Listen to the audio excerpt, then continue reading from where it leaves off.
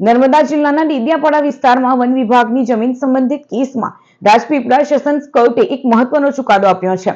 કોર્ટે આમ આદમી પાર્ટીના ધારાસભ્ય ચેતર વસાવા તેમજ તેમના પતિ સહિત કુલ 9 આરોપીઓને દોષિત જાહેર કર્યા છે અને કોર્ટે 7 વર્ષની જેલની સજા સાથે દંડ ફટકાર્યો છે। ગુજરાત અને ખાસ કરીને ભરૂચ નર્મદા જિલ્લાના રાજકારણમાં રાજપીપળા એડિશનલ સેશન્સ કોર્ટના ચુકાદાએ સનસનાટી મચાવી દીધી છે।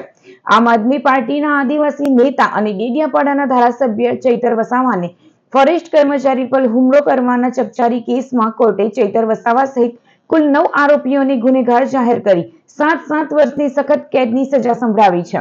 આ કેસની ગંભીરતાનો અંદાજ એ વાત પરથી લગાવી શકાય કે કોર્ટે માત્ર ધારાસભ્ય જ નહીં પરંતુ તેમના પત્ની શકુંતલા વસાવાને પણ આ ગુનામાં સમાન રીતે ભાગીદાર ગણીને 7 વર્ષની જેલની સજા ફટકારી છે। આ સાથે જ કોર્ટે તમામ દોષિતો પર 25,000 રૂપિયાનો આર્થિક દંડ પણ લગાવ્યો છે। જો દંડની રકમ ન ચૂકવાય તો સજાની મુદતમાં વધારો થઈ શકે છે। આ વિવાદ વન વિભાગની જમીન અને સરકારી કર્મચારીઓ સાથેની બોલાચાલીથી શરૂ થયો હતો। વન વિભાગના કર્મચારીઓએ ચેતર વસાવા અને તેમના સમર્થકો સામે ફરજમાં રૂકાવટ, ધમકી આપવા અને મારપીટ કરવાનો ગંભીર આક્ષેપ કર્યો હતો।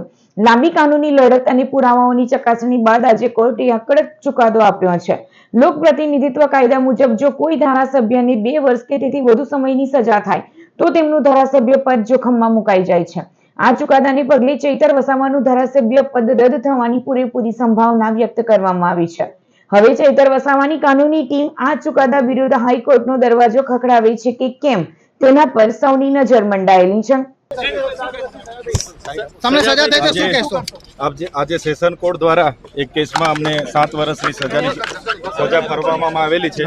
નામદાર કોર્ટની જે પણ સુનાવણી છે એમનો આદર કરીએ છીએ, સન્માન કરીએ છીએ અને આગળ વકીલોની સલાહ લઈને ચૈતરભાઈનો જે કેસ છે એ 2023ની સાલમાં ફોરેસ્ટના જે કર્મચારી છે એમણે અન્ય કોઈક જે વ્યક્તિ હશે એમણે ફોરેસ્ટની જમીન ઉપર કંઈક ઇલીગલી એમણે વાવેતર કરેલું હતું અને એ વાવેતર દૂર કરેલું હતું ફોરેસ્ટના કર્મચારીઓ।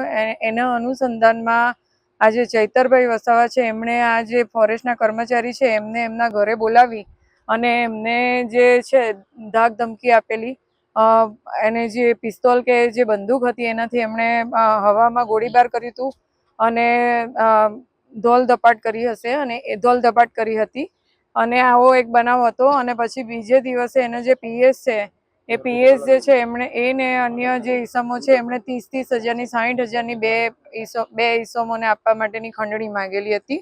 એના અંગેનો આ કેસ હતો અને આ કેસમાં આવી રીતના અહીંયા નામદાર એડિશનલ ડિસ્ટ્રિક્ટ એન્ડ સેશન જજ સાહેબની કોર્ટમાં એવી હીરપરા સાહેબની કોર્ટમાં ચાલી ગયો અને આમાં શરૂઆતમાં ડીજીપી શ્રી જે ગોહિલ સાહેબે ઇનિશિયલ એમણે આ ટ્રાયલ ચલાવેલી હતી અને ત્યારબાદ એમાં જે સ્પેશિયલ પીપી છે નાયર સાહેબ એમને અગાઉની કાર્યવાહી એમણે ચલાવેલી હતી અને આ કાર્યવાહી ચાલી જતા આજ રોજ નામદાર કોર્ટે 7 વર્ષની કેદની સજા અને 25,000 રૂપિયાનો દંડ જાહેર કર્યો છે અને તમામે તમામ 5 જે પુરુષ આરોપી છે અને 4 સ્ત્રી આરોપી છે તમામને રાજપીપળા કોર્ટમાં આપણે રાજપીપળા જેલમાં આપણે જ્યુડિશિયલ કસ્ટડીમાં લેવાનો હુકમ કર્યો છે હાલ।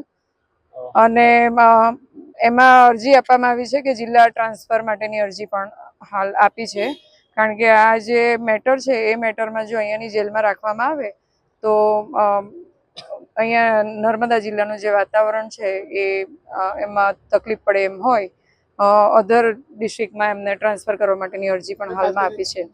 એમાં જરૂરિયાત જે ગવર્મેન્ટ સાક્ષીઓ હતા એ તમામ સાક્ષીઓને તપાસેલા હતા અને આ કેસમાં જે ફરિયાદી જે છે એમની પાસે એમણે ત્યાં યાહામોગી જે એ હતું આપણે ઓલું એટીએમ ત્યાંથી એમણે પૈસા ઉપાડવાનો પ્રયત્ન કર્યો હતો પણ એમનાથી પૈસા નીકળેલા નહીં, એટલે ત્યાંનું જે સ્લીપ હતી એ ત્યાંથી એવો ગયા, ત્યાં એમના જે ઉપરી અધિકારી હતા એમને ફોન કર્યો કે મારી પાસે પૈસા નથી અને આ લોકો આવી રીતના પૈસા માંગે છે, એટલે એમના ઉપરી અધિકારી ઓનલાઈન 30,000 રૂપિયા નાખેલા હતા। એ 30,000 રૂપિયા અને પછી આ જે રૂપિયા જે છે તે જેમની ખેતીની જમીન હતી એમને ત્યાંથી મળી આવેલા, એટલે જેમની જે ફોરેસ્ટની જમીનમાં જેમણે ઇલીગલી વાવેતર કરેલું હતું એમને ત્યાંથી મળી આવ્યા।